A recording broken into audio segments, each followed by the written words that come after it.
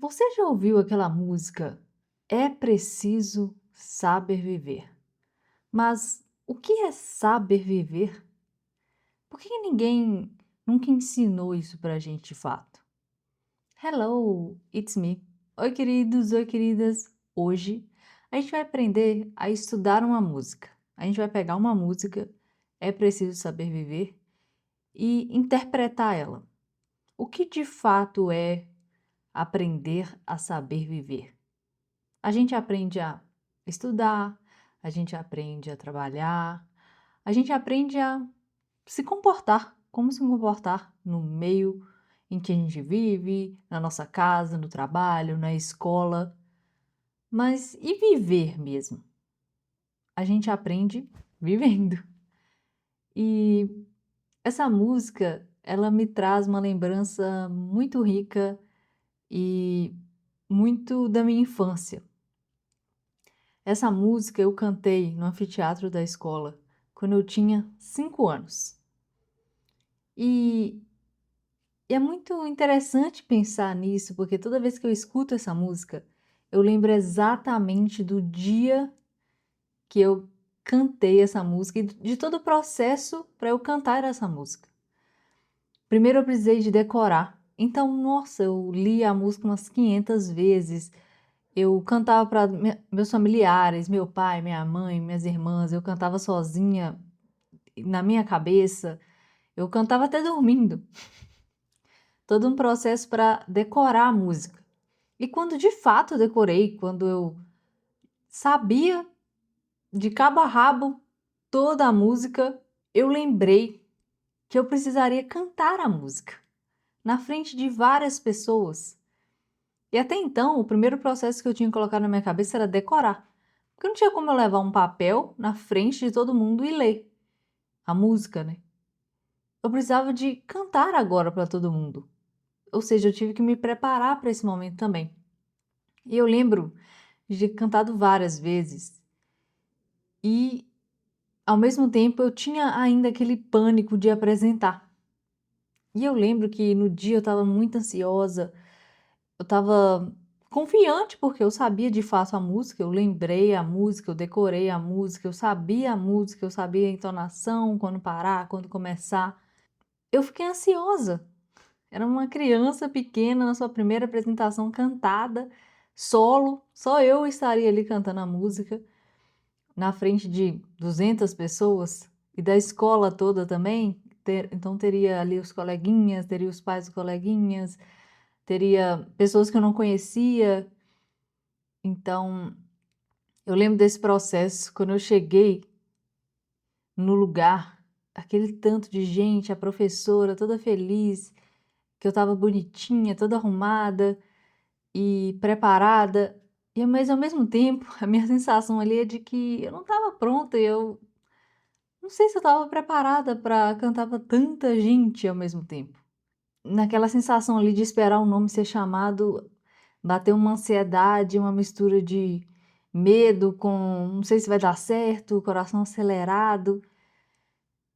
Eu lembro de ficar mordendo a boca com medo, de uma forma de deixar o estresse sair, né, digamos assim.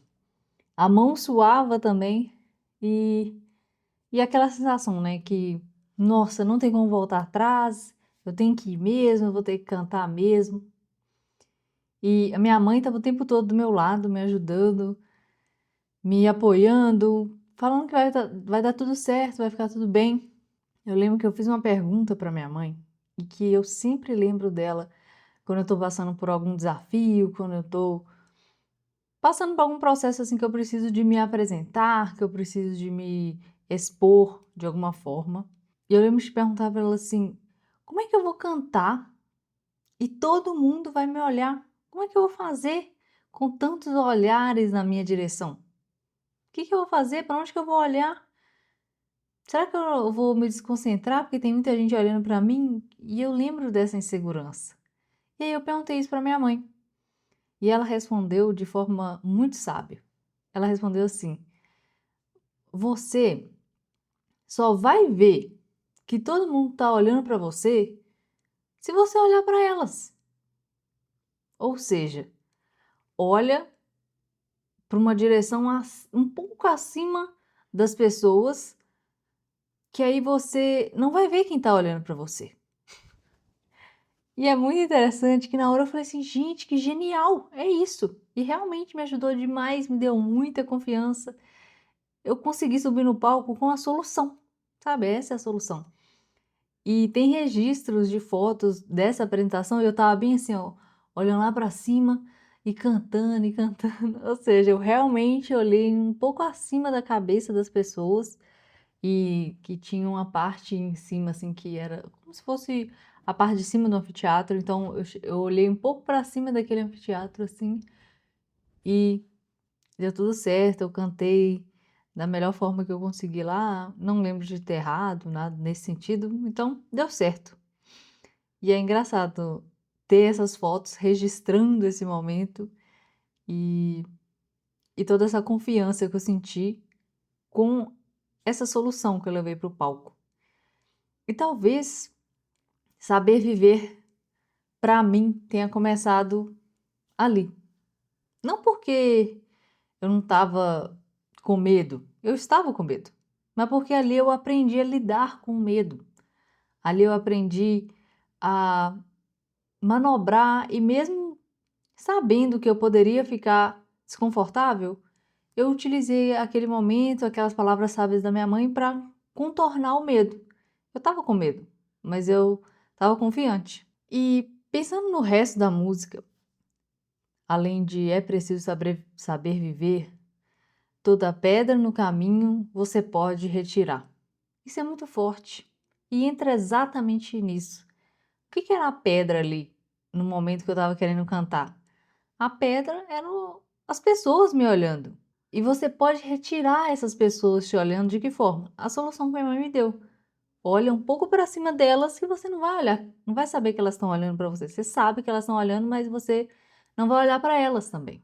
A gente cresce achando que a vida é sobre não ter obstáculos, não ter pedras no nosso caminho. Mas não é.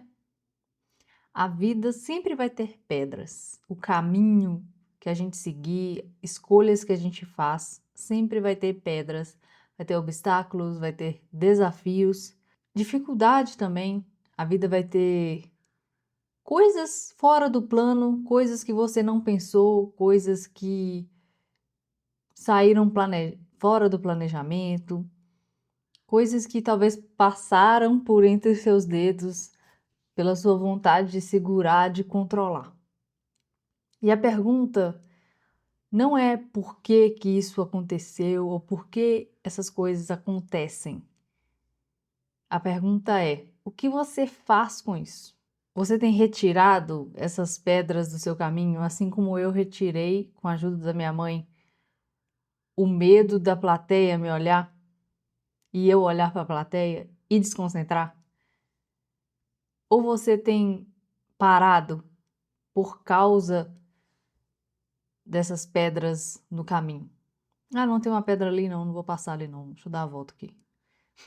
Por fim, eu me agarrei a fazer episódios com as pessoas para que eu tivesse mais repertório, mas ao mesmo tempo, quando eu pensei que eu poderia utilizar as histórias das pessoas, gravando com elas, eu pensei, gente, eu vou ter um arsenal de memórias, de áudios. Não é só fotos daqueles álbuns de fotos, mas álbuns de áudios. Isso é incrível, porque eu ia ter o registro de como a pessoa fala, de como a pessoa tem o seu jeito, de como a pessoa ri, de como a pessoa conta uma história, de como a pessoa narra. E isso é muito rico. Quando eu pensei que eu poderia armazenar e guardar e registrar essas memórias em formatos de áudios. Então, inicialmente, eu pensei, não, vai ser só eu. Aí, quando eu vi que não tinha muitos temas, eu falei assim, não, preciso das pessoas com suas histórias para abrilhantar ainda mais e enriquecer ainda mais o podcast com histórias reais. E eu achei isso mais incrível do que eu falando sozinha, porque as histórias das pessoas, os registros das pessoas é muito mais incrível do que eu falando aqui sozinha e vocês ouvindo, claro, mas eu falando aqui nesse momento sozinha. Vocês vão ouvir depois que eu postar, mas o processo inicial é sozinho.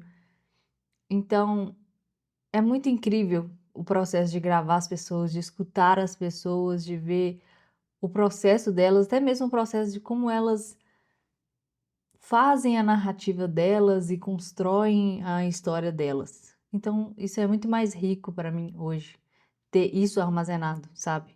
As pessoas ali que me ajudaram no processo inicial e ao mesmo tempo vou continuar gravando com pessoas, amigos, amigas que têm histórias que me inspiram, têm histórias que valem ser contadas, têm histórias que elas querem contar também. Você vai ter que modificar, voltar à sua ideia inicial, recapitular as coisas para ter uma nova perspectiva, um novo caminho para seguir. Tá tudo bem, é sábio isso, é sábio você ver que errou, sofreu as consequências do erro e vai pensar num novo caminho. O que eu acredito que não é bom é você saber que não tá bom, saber que tá errado, saber que não é aquilo que você quer e continuar ali. Isso é ruim. Isso vai desgastando, vai minando a sua energia e não resolve.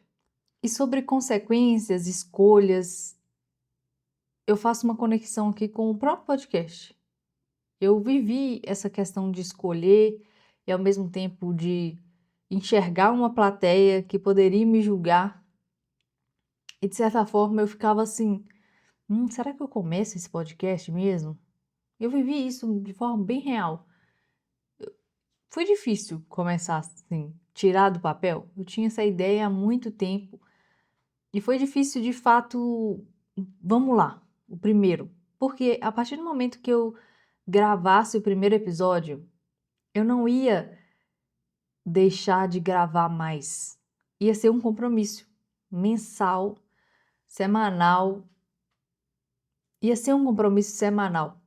Eu teria que ter uma recorrência de gravar, uma recorrência de postar, uma recorrência de ter um banco de dados, um banco de podcasts gravados.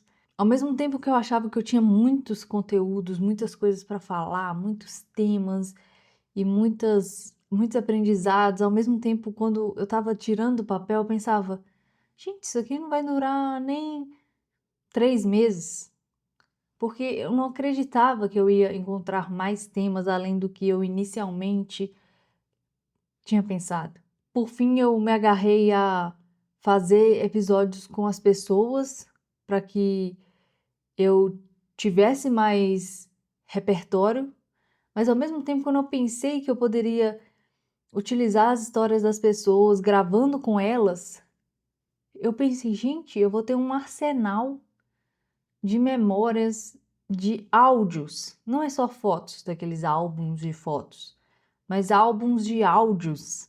Isso é incrível, porque eu ia ter o registro de como a pessoa fala, de como a pessoa tem o seu jeito, de como a pessoa ri, de como a pessoa conta uma história, de como a pessoa narra. E isso é muito rico. Quando eu pensei que eu poderia armazenar e guardar e registrar essas memórias em formatos de áudios. Então, inicialmente, eu pensei, não, vai ser só eu. Aí, quando eu vi que não tinha muitos temas, eu falei assim, não, preciso das pessoas com suas histórias para abrilhantar ainda mais e enriquecer ainda mais o podcast com histórias reais. E eu achei isso mais incrível do que eu falando sozinha, porque as histórias das pessoas, os registros das pessoas é muito mais incrível do que eu falando aqui sozinha e vocês ouvindo, claro, mas eu falando aqui nesse momento sozinha. Vocês vão ouvir depois que eu postar, mas o processo inicial é sozinho. Então, é muito incrível o processo de gravar as pessoas, de escutar as pessoas, de ver o processo delas, até mesmo o processo de como elas fazem a narrativa delas e constroem a história delas. Então, isso é muito mais rico para mim hoje, ter isso armazenado, sabe? As pessoas ali que me ajudaram no processo inicial e ao mesmo tempo vou continuar gravando com pessoas, amigos, amigas, que têm histórias que me inspiram, têm histórias que valem ser contadas, têm histórias que elas querem contar também. E ao mesmo tempo, quando eu vi que era muito mais interessante gravar com as pessoas do que eu sozinha, eu fiquei pensando, será que eu tenho algo relevante para dizer?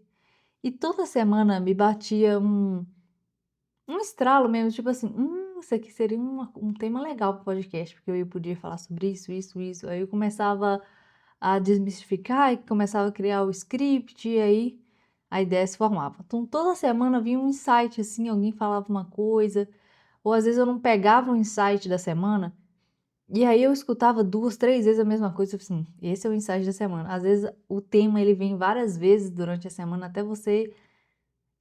até eu no caso, pegar de fato que essa era a ideia da semana. Mas, voltando à questão do julgamento da plateia, eu tive esse medo. Eu tive esse medo do julgamento. O que as pessoas iriam pensar? Iam me ver tentando? E se eu falhasse? E se não durasse 3 meses, como eu tinha pensado? E na verdade, tem muito mais tempo, né? Hoje a gente já tem mais. A gente completou um ano, dia 1º de abril, a gente completou um ano de podcast. Fiquei muito feliz com isso. Mas esse medo de falhar que vinha, hoje eu me pergunto o que é falhar nesse caso? O que seria falhar? Porque a gente fala, nossa, e se eu falhar? Mas a gente não determinou de fato, olha, o falhar é tá. O falhar que eu posso dizer hoje seria o podcast não ter durado mais de 3 meses, ou seja, eu não falhei. Eu posso dizer que eu estou com sucesso no podcast porque eu não falhei com menos de 3 meses. Ele já tem aí mais de um ano. Então, às vezes a gente fica falando isso com a gente, né, tentando fazer a gente travar nesse meio do caminho, mas a gente não define exatamente o que é falhar, o que é ter sucesso, o que é, enfim. E eu tive medo de começar.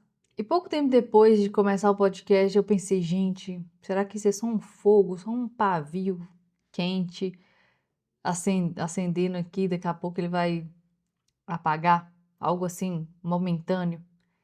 Algo que começaria e morreria rápido. Como uma flor que abre de tarde e fecha de noite. E isso, de certa forma, me travou, porque eu lembro de ter procrastinado muito para começar. Porque eu pensava nisso, eu pensava que não ia durar muito tempo, que eu não ia ter temas. E eu fiquei adiando, esperando o momento perfeito, esperando ter um microfone bom, esperando ter um espaço bom, esperando as coisas estabilizarem, esperando eu ter uma rotina para eu me sentir em performance. Sabe quando você fica esperando? Nunca chega. A questão é que nunca chega quando você fica esperando.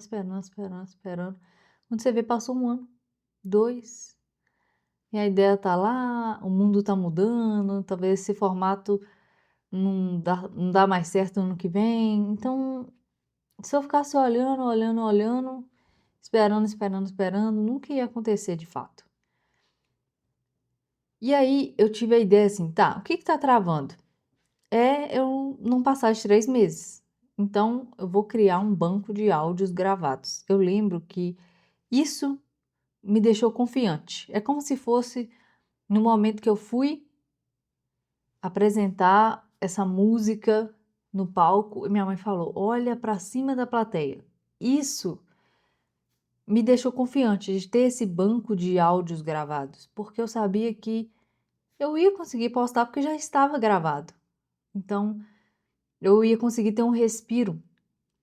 Eu não precisaria ficar fazendo as coisas correndo e, ao mesmo tempo, como é um processo novo, poderia acontecer N coisas, internet parar de funcionar, o áudio não subir, o áudio ficar ruim, o vídeo ficar ruim, muitas coisas ficarem ruins e não dar certo. pra, tipo, gravar o primeiro episódio, ou o segundo, ou o terceiro, enfim. E na hora de postar dar alguma falha, algum erro, sabe aquelas coisas de lançamento que sempre dá um problema? Mas como eu tinha aquilo ali como um banco de dados, eu tinha uma quantidade que eu me sentia segura e que eu poderia ficar sem gravar 1, 2 semanas e eu ia conseguir ter ali os registros semanalmente postados nos episódios, no podcast. Então, isso me fez me sentir segura, confiante, e eu consegui garantir ali 2 meses de podcasts gravados, de episódios gravados do podcast. E eu lembro quando eu publiquei o primeiro episódio, a sensação foi de que agora não tem como parar mais. Começou. É uma coisa de subir no palco ou então chegar lá no evento que eu tinha que eu tinha que cantar. Cheguei. Tipo assim, todo mundo me viu, eu tô ali, não tem como. Ou a hora de subir no palco. Subir no palco, gente, agora é cantar, entendeu? Eu lembro de outras coisas que eu fiquei me perguntando assim também. Será que alguém vai ouvir? Será que alguém vai me julgar? Será que alguém vai entender o que eu tô falando? Porque às vezes a gente fala, fala, fala e a gente quer falar várias coisas, mas será que de certa forma a pessoa entendeu a sementinha que a gente queria falar? O que de fato a ideia central daquele episódio? Será que a pessoa entendeu? Será que captou a ideia? Então, eu ficava o tempo todo tentando. Você entendeu mesmo? Você escutou? Você entendeu? O que que você entendeu? Eu ficava perguntando para quem eu sabia que tinha ouvido e para as pessoas que vinham me falar: ai, nossa, eu gostei, eu tive esse insight. Então, assim, então as pessoas estão entendendo, então eu estou no caminho certo. Mas no meio de tudo isso, eu, como eu falei, eu fui encontrando motivos maiores de conseguir continuar com o podcast e motivação mesmo, motivo para continuar agindo, continuar gravando essa coleção de memórias de pessoas que vieram e vão vir ainda no meu podcast, de fases da minha vida, fases no qual eu estava super foda lendo vários livros, fases de que eu não estava lendo nada, fases de que eu estava super correndo, fases de que eu não estava correndo nada, fases que eu estava super feliz, fases que eu estava na bad, não queria falar com ninguém, fases de que eu estava super produtiva, fazendo várias coisas, e fases de que eu estava assim, terrivelmente, sem conseguir fazer muita coisa e mudanças, sabe aquele estresse? E a mesma coisa, momento que eu estava super relax, momentos que eu estava super estressada. Então, esse registro de memórias e fases, histórias e família é muito, muito, muito valioso. Então, como eu falei, gravar os familiares e amigos, ter os registros deles de forma palpável, é muito melhor do que uma foto, é muito melhor do que um, um álbum que só tem fotos, fotos, fotos. Áudios, eles te abraçam mais. As risadas, os insights, a forma como a pessoa pensa, como ela chega no raciocínio, como ela passa e transmite aquele raciocínio. E aí deixou de ser só para mim. O podcast ele passou a ser o que fica, o que fica guardado, o que fica registrado. E é muito louco porque no fundo é a mesma coisa de quando eu tinha lá 5 anos. E eu ainda estou escolhendo para onde eu posso olhar, para onde eu quero olhar numa situação de que tem uma pedra no caminho. Para onde que eu quero olhar?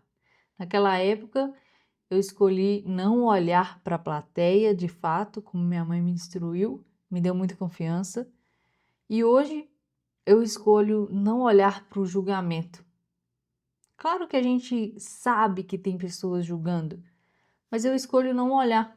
Eu escolho olhar para frente, um pouco acima, e eu escolho olhar para o que faz sentido para mim, o que me faz continuar. E saber viver talvez seja isso. Não é não ter medo, É não deixar o medo decidir por você. Não é ao mesmo tempo ter certeza, é agir mesmo sem garantia, mesmo sem você saber o que de fato vai acontecer. Saber viver pode ser também não ter controle de tudo e não querer ter controle de tudo. E saber também continuar mesmo sem controle de tudo. E continuar é continuar relax, não é continuar ansiosa, continuar preocupada e continuar porque você não está com controle, sabe?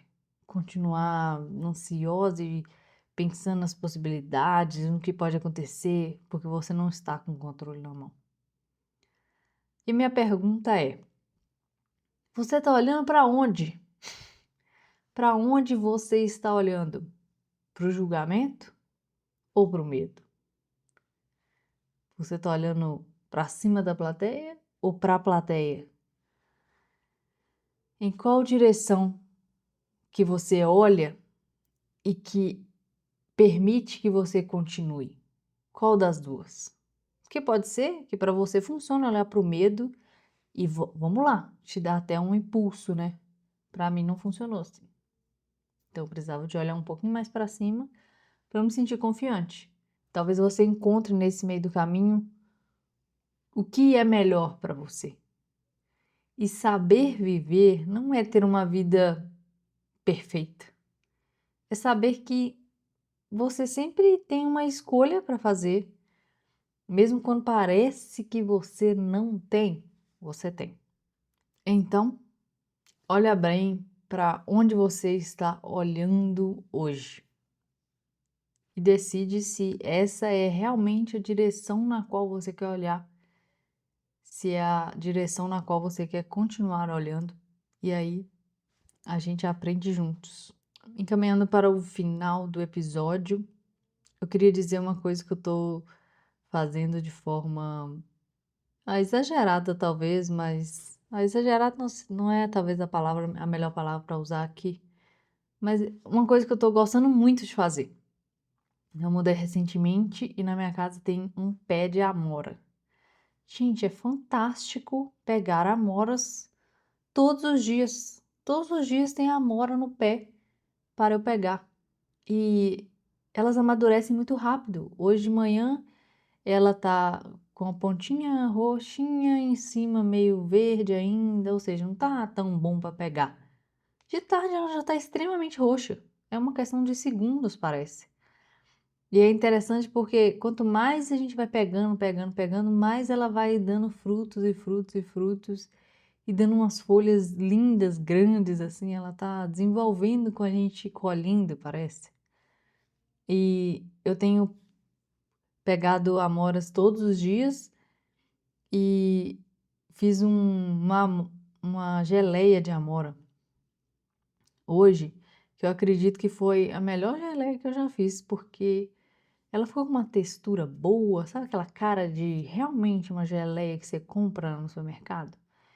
Eu usei em média assim 400 gramas de geleia de amora e 30 gramas de açúcar, ou seja, eu usei bem pouco açúcar, porque precisa de açúcar, né, para dar uma liga. E eu usei também um limão. Ou seja, minha casa tem limão, minha casa tem amora. Gente, dá uma geleia perfeita, tipo, tudo em casa, sabe aquilo in natura? E aí eu fiz, nossa, ficou delicioso. Ficou com uma, sabe, uma consistência boa, uma textura boa, uma cor boa, um cheiro bom, tipo, tudo bom. Parece que eu comprei no supermercado, sabe aquelas geleias que você compra no supermercado? Foi eu que fiz. Nossa, e do pé da minha casa. Gente, é muito chique isso. Tô amando, tô nessa fissura atualmente. Gostando bastante de curtir a casa e fazer coisas de casa. Veio uma amiga minha recentemente pra minha casa e, nossa, gente, eu ri demais da frase que ela usou. Ela também mudou recentemente e ela vivia viajando, vivia nesse processo, né, que a gente não para em casa. E ela falou uma frase muito legal nesse processo que ela tá agora de ficar em casa, de cuidar da casa, de curtir a casa, agora ela tem um cachorro também, então ela tá vivendo esse momento de casa mesmo. Aí ela falou a seguinte frase: "Ai, tô adorando brincar de casinha". Ai, eu ri demais, porque essa frase dá a impressão que, tipo, é fácil, né, tipo: "Ah, tô brincando aqui de casinha". Ai, e ao mesmo tempo é icônica essa frase, eu adorei. Então é isso, gente. O episódio de hoje vai ser sobre isso, sobre direção, para onde você está olhando. Eu trouxe aqui uma história da minha infância. Espero que vocês tenham gostado, espero que vocês tenham entendido a sementinha que eu queria plantar hoje. E se você gostou, compartilhe os episódios, compartilhe com seus amigos. Me siga no Instagram. No Instagram eu tô como jessicadias.pro. A gente também tem um site, o site do Viravoz é viravoz.com.br. E me siga para mais, me siga lá no Instagram, me siga também aqui no Spotify, ativa aí para você saber todas as vezes que o episódio lançar na semana, toda terça-feira às 11 da manhã. E é isso, espero que vocês tenham gostado e até o próximo episódio. Bye, bye!